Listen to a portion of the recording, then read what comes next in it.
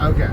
So I'm driving right now, and this is the thought I've had for a while, but I believe that cars are a major civilizing force in society because I think one of the major problems that human beings deal with as a species psychologically is the crabs in a bucket phenomenon. We cannot stand members of our species doing better than us. Have you guys seen the film The Gods Must Be Crazy?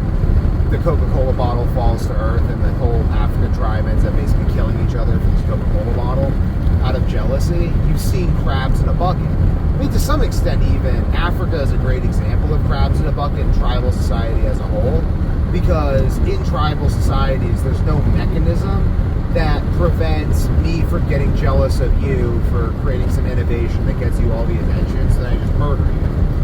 And I believe it's the same for like European village life, like the pitchfork wielding mob. Where does this trope come from? The pitchfork wielding mob comes from like, oh, you're that guy with ideas. You know, I know people with ideas. They come around changing things, making it hard for simple folk like us. How about we just kill you and don't deal with that anymore? There's a lot of that in society, just in people in general, is this lack of desire for things to change. I mean, anyone who's ever worked at a company and come up with a better idea of doing things and then been forced to not do that because it upsets people. That's not the way we do things around here, young guy. You know, you're making us look bad working real hard like that. There's so much of that I think that's actually been the main thing that's been keeping human society down for the majority of human history, is this jealousy. But driving a car really takes you out of this. Follow me here. I'm driving a car, you know, and I see someone who's got a better car than me.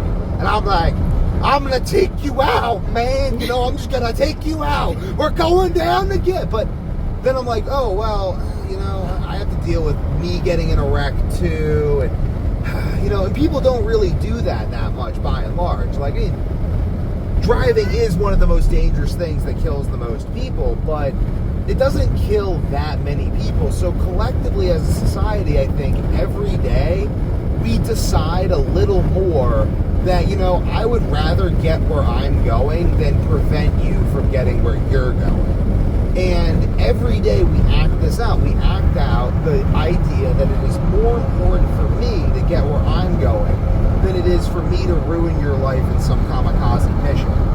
And as cancel culture takes hold of our culture, as we see our culture inundated with people who basically do nothing other than try to ruin other people's lives, and we kind of project that backward and imagine how people must have acted in the past, I think that that's a beautiful thing, that we can drive on the road and that someone in a worse car than me, or maybe having a worse day than me, maybe they're even in a Ferrari or something, but they're not married to a beautiful woman with a beautiful family or something, and they're just like, I'm going to take him out. That they don't. You know, it's beautiful that people care more about not dying than they do about ruining other people's lives.